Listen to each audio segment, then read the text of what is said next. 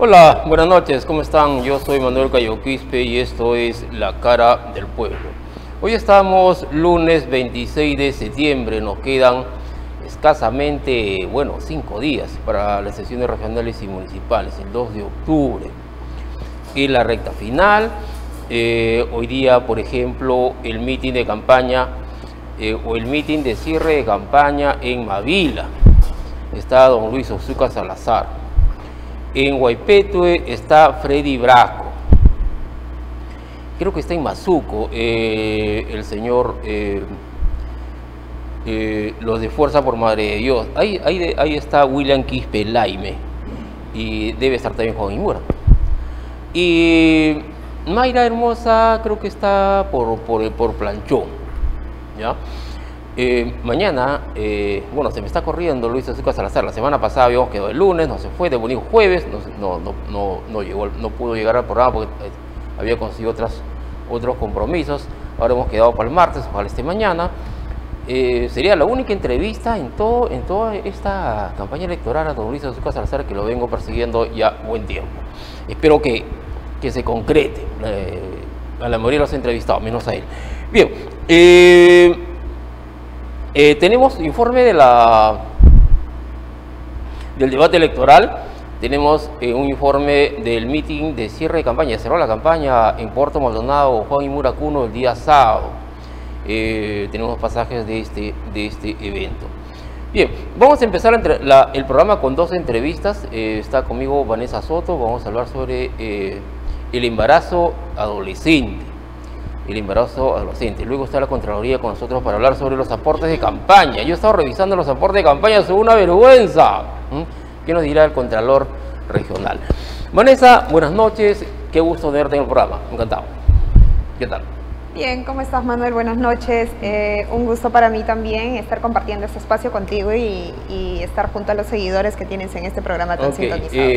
Tenemos una campaña de el embarazo adolescente. A ver, vamos, cuéntanos cómo cómo este problema en Madre de Dios. Sí, así es, Manuel. Bueno, primero empezar diciendo que esta semana, el 26 de septiembre, el día de hoy, inicia la Semana de Prevención del Embarazo Adolescente. Y esta es una fecha sumamente importante porque estamos hablando de una problemática que es de salud pública y hay que reconocerla como tal, que afecta a las adolescentes de nuestra región y de todo el Perú. A nosotras nos preocupa, y de hecho no es de ahora, sino es de décadas atrás, y es una situación en la que el Perú también permanece en la misma medida, sin cambios significativos, y es que los índices de embarazo adolescente no han reducido significativamente. Y eso ocurre también en nuestra región, ¿no? Entonces, por ejemplo, la ENDES, esta encuesta sumamente importante y famosa que vemos cada año, nos refleja justamente eso y nos dice efectivamente que la región Madre de Dios tiene un índice de embarazo adolescente del 8,6% que supera el promedio nacional, ¿no? El promedio nacional es de 8,3%, pero esto por supuesto no es una sorpresa, sino esto es algo que viene ocurriendo muchos años atrás, ¿no? Entonces, eso es sumamente preocupante, que no tengamos cambios significativos en esta problemática y que cada vez vemos que se sigue agudizando, ¿no? Entonces, a eso nos llama la campaña Me Toca, justamente está apuntando a que reflexionemos acerca de las problemáticas como el embarazo adolescente y que revisemos también desde los roles que tenemos cada uno y donde nos desenvolvemos, qué es lo que podemos hacer para prevenir el embarazo adolescente. ¿Qué le toca al Estado? ¿Qué le toca a los ministerios? ¿Qué le toca a las direcciones regionales, a los gobiernos regionales, locales, a las instituciones que tienen como competencia realizar el trabajo? Y también qué les toca a la sociedad, a la sociedad civil organizada y otros actores, ¿no? A las y los adolescentes también. Ya. Cuando hablamos de embarazo adolescente, ¿qué edad estamos hablando, efectivamente? Ahí, por ejemplo, típicamente abordamos una edad que es de los 15 a los 19 años, ¿no? Hasta los 19. Así es, 15 a 19 años. Y solamente para mencionar, en el Perú, por ejemplo, en la región Madre de Dios, solamente el año pasado hemos tenido 481 casos de partos de adolescentes, ¿no? Entonces, ¿En Madre de Dios? En la región Madre de Dios. ¿Cuántos? 481 casos de parto en adolescentes. ¿En un año? Sí, en el 2021. ¿400 en un año? ¡Wow! Así es. Es Entonces, una cifra grande. Efectivamente, y es una cifra que debería sorprendernos, sin embargo, no es tan sorpresivo porque, como te decía, este es un patrón que venimos repitiendo ya desde décadas atrás. Y justamente por eso nos surge cambiar y revertir esta situación. Ahora, pero hay bueno ir a las cifras, ¿no? Las chicas de 18, 19, digamos, como que son adultas, o me estoy equivocando. Siguen siendo adolescentes. Siguen siendo adolescentes. Efectivamente, porque nosotras pero entendemos que a pesar de tener la mayoría de edad oficialmente, no deja su condición de adolescente, ¿no? Porque todavía hay una serie de características que convierten a esta persona en una persona que está en pleno desarrollo, que todavía no es independiente, ¿no? Físicamente también todavía no ha completado el desarrollo del cuerpo. Está bien. ¿No? Pero de 18, 17, 16, 14, digamos, es una situación ya crítica. Es una situación crítica, sí, por supuesto. ¿Y cómo va el embarazo ahí? Es una situación crítica por diversos motivos, ¿no? Una de ellas, y que sí es importante, ya que mencionabas lo de la edad, es apuntar a que también se han tenido casos de embarazos de niñas de 11 a 14 años, ¿no? Entonces, esta situación, solamente reconocer que ocurra en este grupo etario nos debe llamar mucho más la atención y nos debe llamar poderosamente la atención, porque entonces estamos hablando de casos de violación sexual, ¿no? Entonces ahí, por ejemplo, lo que nos indican también las fuentes del MINSA es que en la región Madre de Dios el año pasado han habido 15 casos de partos de niñas de 11 a 14 años, ¿no? Y esa situación para este año no ha cambiado porque según los registros que están en línea y que podemos acceder al certificado de nacido vivo, nos dice que a septiembre de este año los casos son 15 también, ¿no? Y todavía no hemos concluido el año. Entonces, esta preocupación y hablar de embarazo adolescente no solamente apunta a que veamos si como tradicionalmente se ha estado abordando el tema de hacer recaer la responsabilidad en las adolescentes, ¿no? Implica también una responsabilidad en otras partes y en otros componentes de la sociedad, porque también nos debe llevar a pensar que una causa importante del embarazo adolescente es la violación sexual. Y eso no se reconoce muchas veces. Justo, ¿no? Estamos en campaña electoral, ¿no? Estos temas deberían estar en la propuesta de los candidatos. Deberíamos ver candidatos y candidatas que tienen y tengan propuestas referidas justamente a la prevención de embarazo adolescente, a la prevención de la violencia sexual. Y esto sí debería tomarse como un asunto de interés, hablar de los derechos sexuales y reproductivos de las y los adolescentes principalmente, porque esto repercute grandemente en el desarrollo del país, ¿no? Entonces, ahora, vuestra institución, ¿qué está desarrollando para prevenir esto, digamos?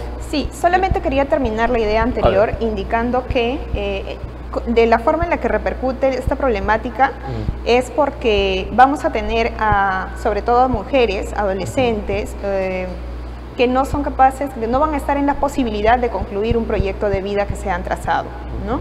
Y eso significa atraso, eso significa que no estamos logrando cumplir ni siquiera con nuestras metas y mucho más alejarnos de las metas que tenemos como país y como región principalmente, ¿no? Entonces también quería señalar que el embarazo adolescente como una de sus causas y como una de sus consecuencias justamente tiene la transmisión de la pobreza intergeneracional, ¿no? Y así como también agudiza justamente en la desigualdad y en la vulnerabilidad. ¿Qué es lo que estamos haciendo frente al embarazo adolescente? Y esa es una muy buena pregunta y ese es un punto en el que nos debe convocar a responder desde nuestras posiciones, ¿no? Desde distintos espacios. Como Promsex estamos promoviendo justamente y tratando de incluir dentro de todos los espacios en los que podemos hablar de educación sexual integral como una herramienta pilar, una herramienta fundamental y validada también por organizaciones como UNESCO, que ha sido justamente aplicada en distintos países y que ha mostrado tener efectividad para la reducción del embarazo adolescente, ¿no? Entonces, la educación sexual integral aplica justamente como una herramienta que habla no solamente del componente de corporalidad, de lo biológico y de los cambios físicos y psicológicos de las y los adolescentes. Tiene un componente de integralidad que justamente recurre también a que se llegue y se enseñe y se oriente a las y los adolescentes en cómo establecer relaciones interpersonales mucho más saludables, en cómo generar tratos igualitarios, relaciones igualitarias, en cómo prevenir y alertar de situaciones de violencia, situaciones riesgosas por las que pueden estar atravesando. Y esto nos puede llevar a pensar una gama de situaciones en las que atraviesan, como la violencia sexual, la explotación sexual o la trata de personas incluso, ¿no? Que bien les podría ayudar a alertar de esta situación y tener instituciones que puedan responder de manera inmediata y de manera oportuna para proteger y para cuidar y atender las necesidades que tienen las niñas, niños y adolescentes principalmente. Entonces hay múltiples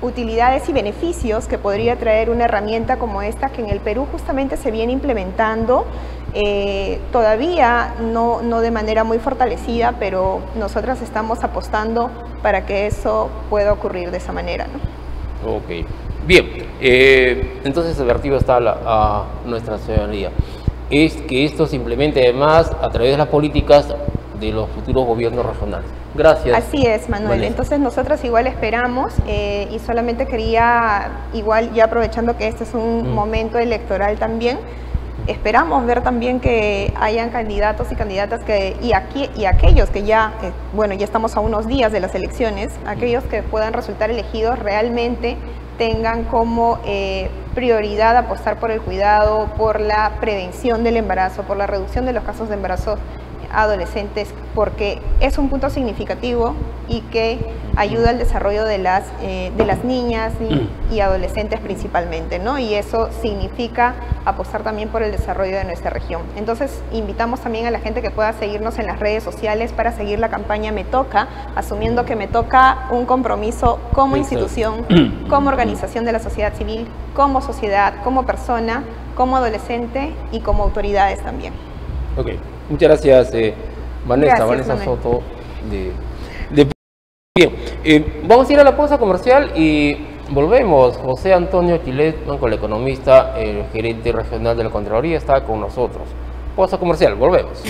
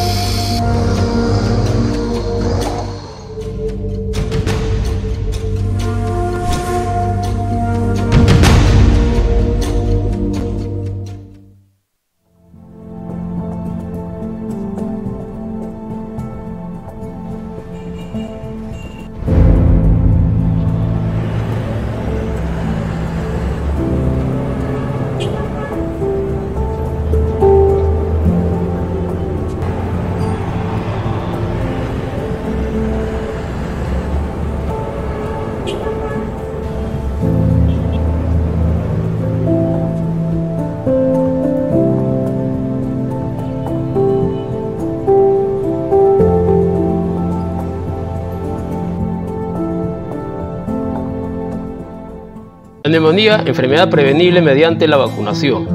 Empezamos la semana epidemiológica 32 del año 2022, región de Madre de Dios. 448 casos, 16 muertes en todas las edades. El neumococo puede causar cuadros clínicos graves con riesgos de muerte, pese a ser prevenible mediante la vacunación. Durante el 2021, la neumonía por neumococo produjo 99.974 casos y 9.265 muertes en el país, en todas las edades, de acuerdo a la información del Ministerio de Salud. La Organización Mundial de la Salud tiene entre todas sus recomendaciones la administración de la vacuna antineumocócica conjugada trivalente, que protege contra 13 de los más de 90 serotipos neumococos que existen. Esta vacuna protege la salud de las personas, no solo de la neumonía, sino también de otras enfermedades causadas por el neumococo, como la meningitis, sinusitis, otitis media y septicemia. La vacuna contra el neumococo se encuentra disponible dentro del plan de inmunizaciones que tiene el Estado para niños, niñas y menores de 5 años, en 3 dosis a los 2, 4 y 12 meses. Adultos mayores de 60 en una sola dosis y pacientes con comorbilidades como asma, diabetes, hipertensión, obesidad, entre otras. Perú cuenta con uno de los programas de vacunación más completos de la región. Por eso, la importancia de sensibilizar a la población sobre el valor de una cultura de prevención a través de la vacunación. Las vacunas salvan millones de vidas cada año.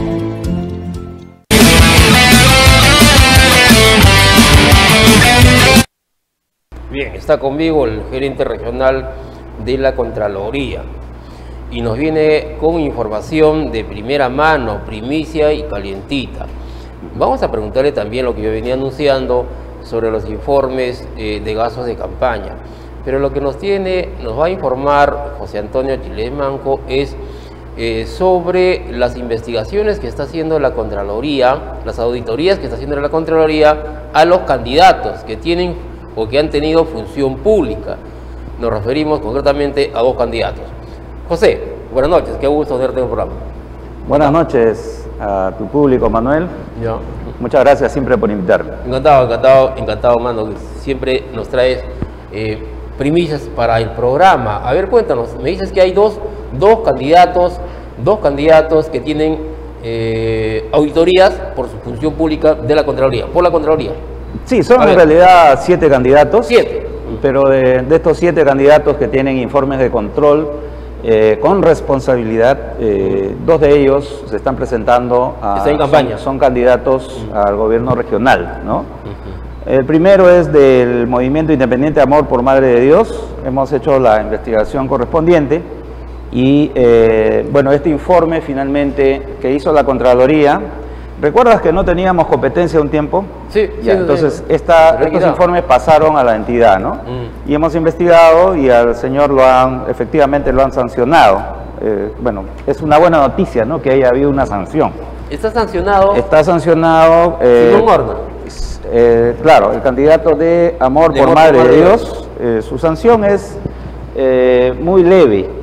Le han dado una amonestación escrita, ¿no? O sea, la amonestación escrita, para que el público sepa, no conlleva, digamos, prácticamente a ninguna sanción, solamente un memorándum donde le dicen, ¿no? que tiene que cambiar, vamos a decir, sus actitudes, nada más, ¿no? No hay suspensión, no hay nada. ¿Cuál es la falta ahí? Ahí nosotros detectamos que cuando él era jefe de una unidad de proyectos de inversión en Direza, él no hizo el seguimiento correspondiente a unas compras y finalmente esas compras derivaron en una pérdida, supuesta pérdida, ¿no? Que conlleva pues a un perjuicio al Estado, ¿no? En cuanto al segundo candidato del movimiento o del partido Avanza País, en el caso de Avanza País o el candidato de Avanza País, sí hemos detectado que la Contraloría hizo una auditoría de cumplimiento donde se determinó una responsabilidad administrativa, PAS. Entonces, este informe fue al procedimiento administrativo sancionador cuando existía. Y me han dado la respuesta que efectivamente, ¿no? Efectivamente se determinó un proceso administrativo sancionador. Y salió una resolución en ese sentido, o sea, seguía el proceso para sancionar. pero como recordarás, nos cortaron las competencias. Igualito este procedimiento pasó al gobierno regional. Y aquí lo lamentable, ¿no? Que hoy día nos hemos enterado que acá tengo toda la documentación, ¿no? Donde se declaró prescrito este tema. ¿Eso qué quiere decir? Que no ha habido sanción. O sea, sí ha existido un hecho irregular que la Contraloría ha detectado, nos suspendieron, vamos a decir, la potestad sancionadora, pasó al gobierno regional y en el gobierno regional no tomaron las acciones. Aquí hay responsabilidad de los funcionarios, servidores públicos que no actuaron en su momento. Porque ¿de qué se trata ahí? La prescripción quiere decir que pasó el tiempo y no pudieron sancionar. No se han sancionado en ese periodo. Así es. Pero dejaron pasar el tiempo, porque todas las fechas que hemos detectado, efectivamente, nuestro procedimiento administrativo sancionador de la Contraloría envió la documentación a tiempo para que lo sancione, ¿no? Y aquí dejaron pasar el tiempo y bueno, luego sacaron una resolución prescribiendo el hecho irregular. Eso sucedió durante la gestión de Luis Azúcar. ¿Cuál era el hecho ahí? Digamos la falta que... El hecho irregular se dio en un proceso de selección de un concurso público 001-2015 Goremat, en la contratación del servicio de confección e instalación de estructura metálica o cobertura polideportiva. Aquí, en realidad aquí el tema es que lamentablemente, ¿no? Esto da pues que pensar que hay impunidad, ¿no? O sea, que finalmente hay un hecho irregular y que no se sanciona, ¿no? Y esto es lamentable. Bueno, nosotros ya hemos tomado las acciones para ver qué pasó y si tenemos que, digamos, sancionar a las personas que no sancionaron, lo vamos a hacer, ¿no? Ok. Ya, ¿qué más tienes ahí? Me decías 7 candidatos. Sí, hay otros candidatos adicionales, por ejemplo, del Partido Alianza Libertad, que es accesitario, que se presenta a la región también como accesitario, ¿no? Estos informes realmente, sí, pues hemos hecho una rápida revisión y todos sí tienen, digamos, algún compromiso con una infracción administrativa por lo menos, ¿no? Los dos más graves los acabo de comentar, por eso sí hemos investigado al detalle, ¿no? Todos los demás, los 5, tienen, como digo, alguna infracción administrativa, ¿no? ¿Son funcionarios actualmente o...? No, actualmente no son. Pero han ejercido función en un momento sí ejercieron alguna función. Función pública. Ok, ya. ¿Has visto no sé si es tu competencia, pero has visto los informes de gastos de campaña? A mí me han parecido vergonzosos, ¿no? Cómo un partido puede gastar 134 soles en toda la campaña. Además, en toda la región, eso incluye el gasto del candidato al gobierno regional y de las municipalidades.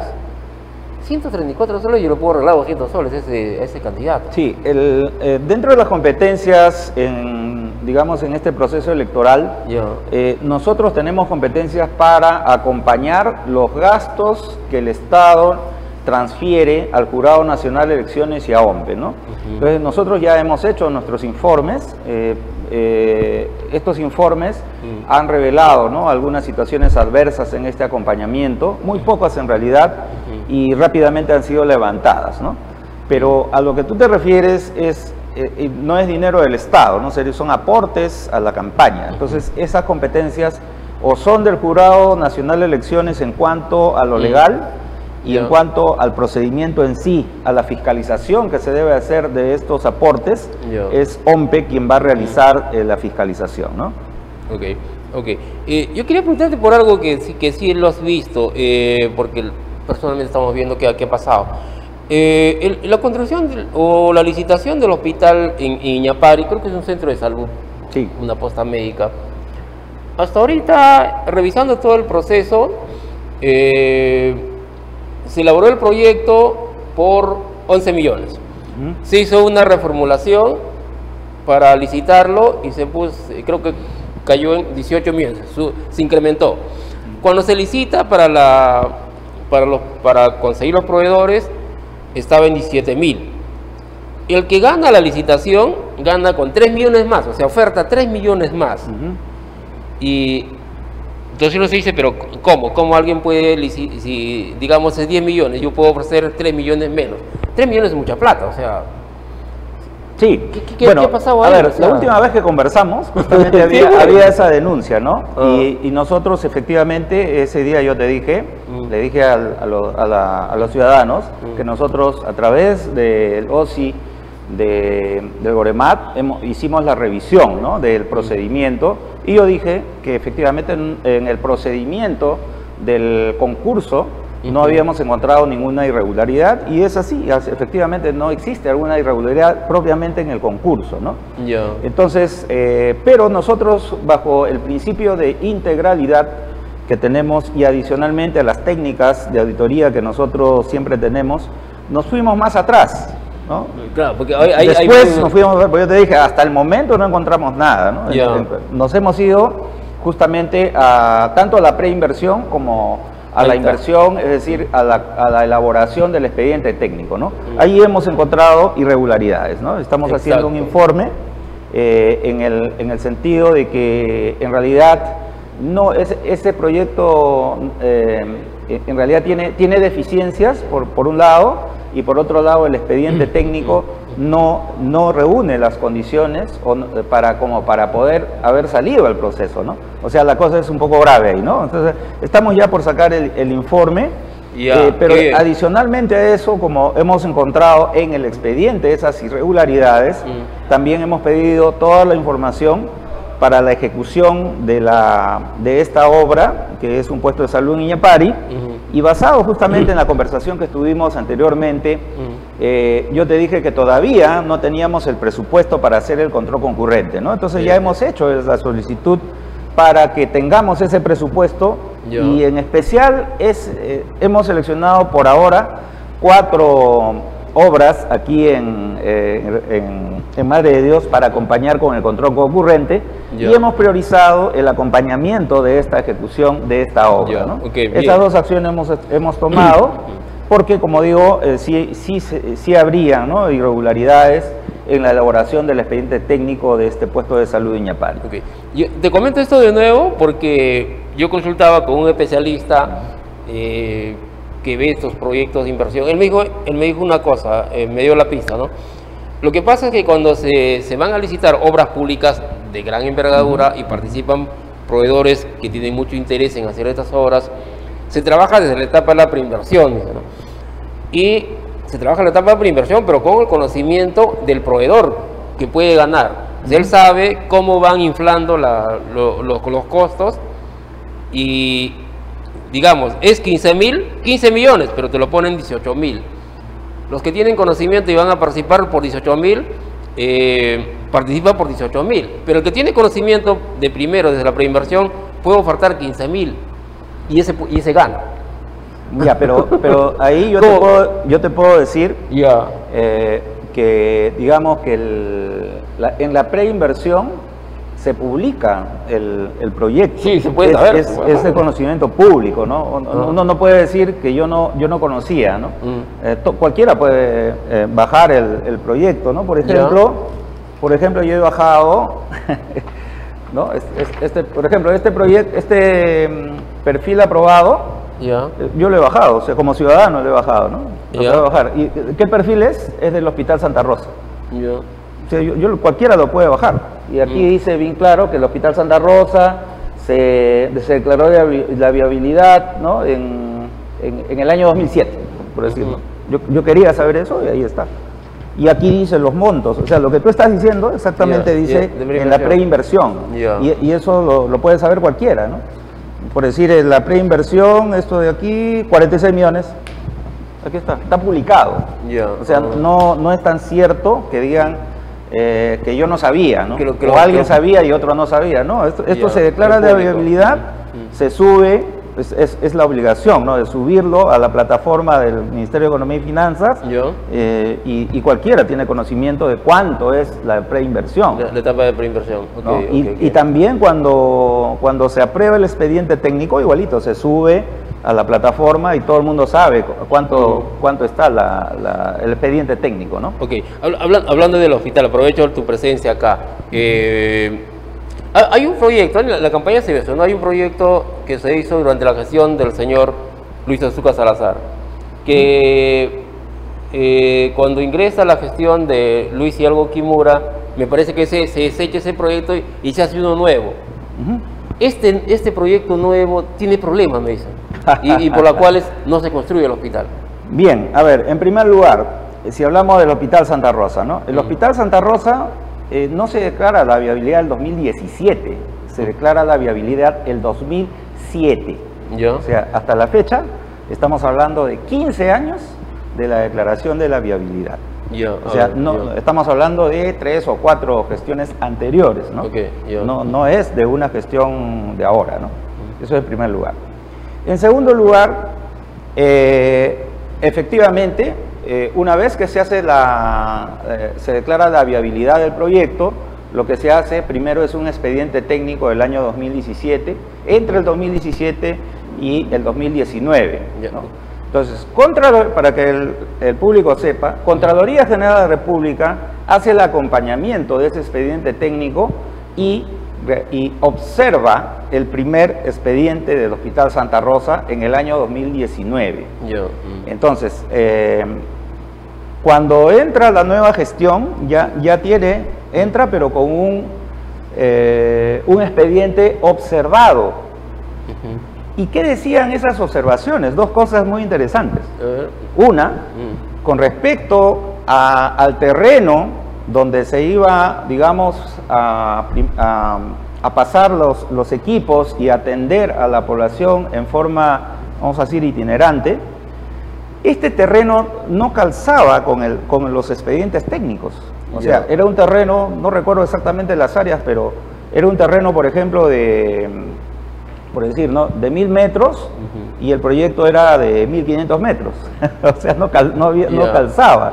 Esa era una observación importante. Entonces, no podría haberse construido ahí, ¿no? Esa es una observación que hizo la Contraloría en su momento, del primer expediente.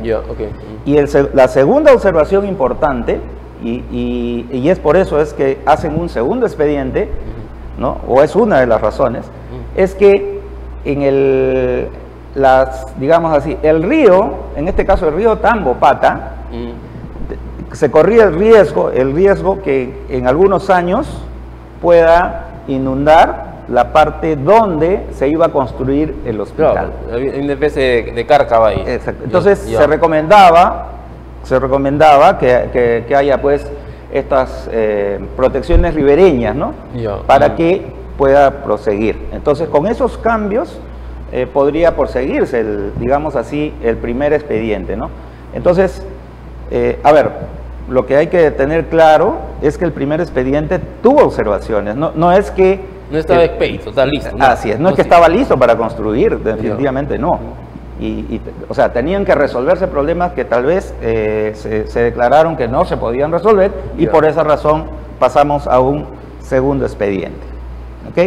Pero lo que te quiero decir es que nosotros hemos detectado en el primer expediente algunas irregularidades. No solamente estas observaciones, que son más técnicas, ¿no? Sino también hemos detectado irregularidades ya de montos que no deberían pagarse, ¿no?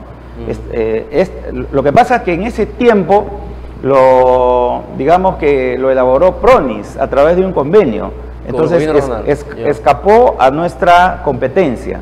Entonces lo hemos pasado a Pronis, al OSI de Pronis en este caso, para que ellos realicen, ¿no?, el control correspondiente.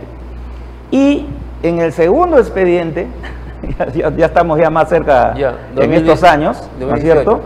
En este segundo, ya en el 2020 se empieza, digamos, no lo hace Pronis, sino lo hace el gobierno regional.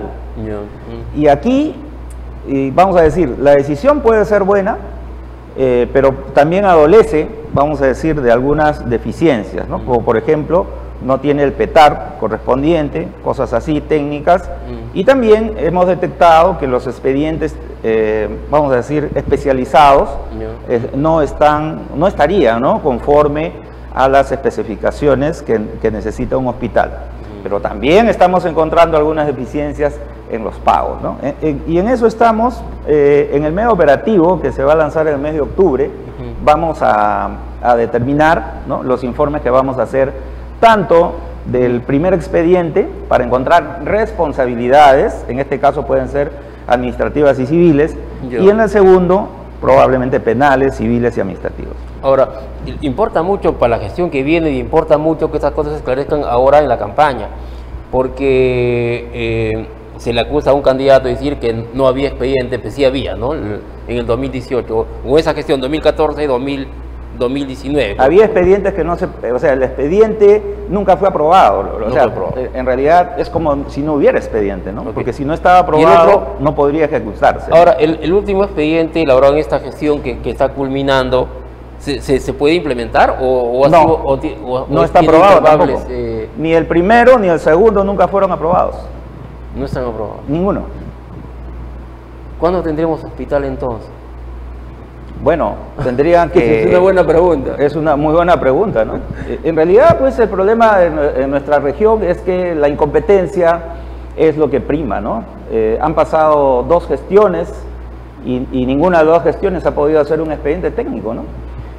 Y es muy lamentable. Y es lamentable que la Contraloría tenga que observar, ¿no? Bueno, ya llegó el tiempo de sancionar, sancionar y sancionar. Ok, bien, está claro, José. José, gracias por venir y confiar estas palabras en el programa. Encantado. Muchas gracias. Bueno, y mi despedida es que hago la invocación a todos los ciudadanos, ¿no?, de nuestra región a que este 2 de octubre vayan a votar, a sufragar y elegir a un buen candidato. Yo preferiría que elijan a un candidato honesto. Muchas gracias. Ok, muchas gracias. Vamos a la pausa comercial.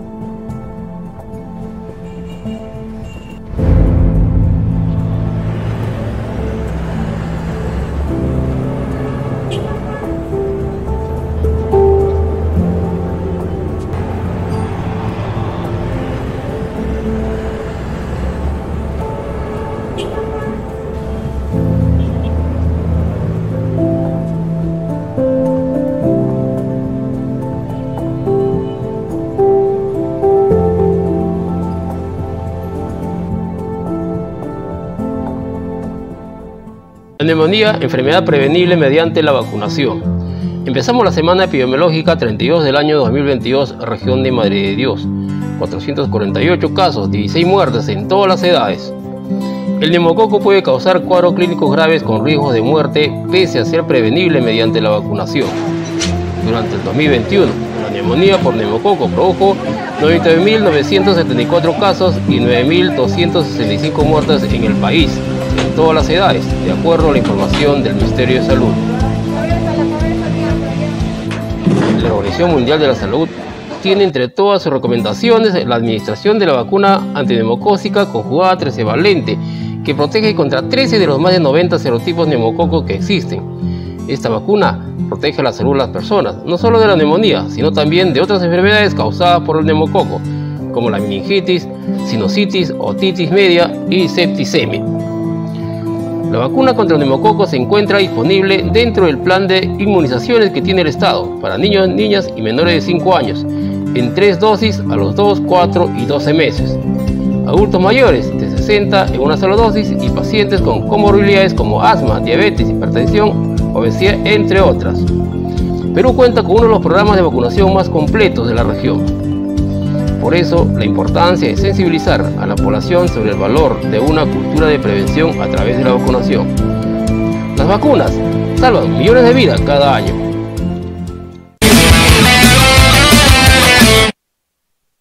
Bien, y terminamos el programa con esta campaña de vacunación contra el neumococo, contra la neumonía.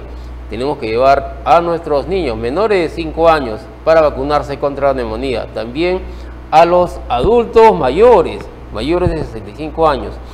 Una dosis a los que además tienen alguna comorbilidad, tienen diabetes u otros males, necesitan vacunarse contra la neumonía. Los niños necesitan 3 vacunas, a los 2 años, a los 4 años y a los 12 meses. 3 vacunas para los niños menores de 5 años. Esta es la nota de la campaña de vacunación contra la neumonía. Vamos con el video número 10, Bruce, con esto terminamos el programa. Neumonía, enfermedad prevenible mediante la vacunación. Empezamos la semana epidemiológica 32 del año 2022, región de Madre de Dios. 448 casos, 16 muertes en todas las edades. El neumococo puede causar cuadros clínicos graves con riesgos de muerte, pese a ser prevenible mediante la vacunación. Durante el 2021, la neumonía por neumococo produjo 99.974 casos y 9.265 muertes en el país, en todas las edades, de acuerdo a la información del Ministerio de Salud. La Organización Mundial de la Salud tiene entre todas sus recomendaciones la administración de la vacuna antineumocócica conjugada trivalente, que protege contra 13 de los más de 90 serotipos neumococos que existen.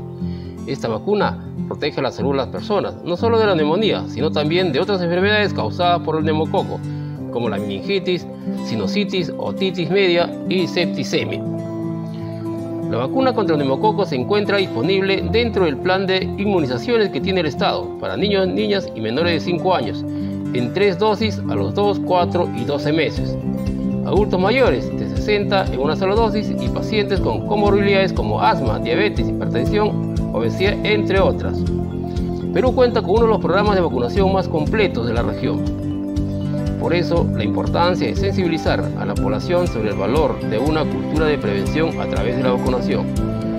Las vacunas salvan millones de vidas cada año. Entonces llevamos a los hijos en todos los establecimientos de salud, hay la vacuna conjugada trivalente, la vacuna contra el neumococo, contra la neumonía. Bien, llegamos al final del programa. Yo soy Manuel Cayo Quispe y esto es La Cara del Pueblo. Nos vemos mañana. ¡Chao!